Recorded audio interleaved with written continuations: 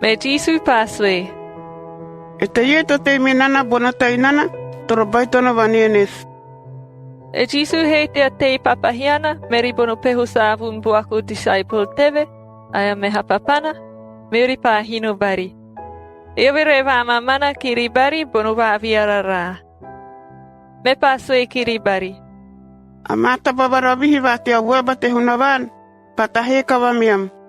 Ev he teori to sa kawamana mana hano mana, na vasusta mana rinom na, te va viarara.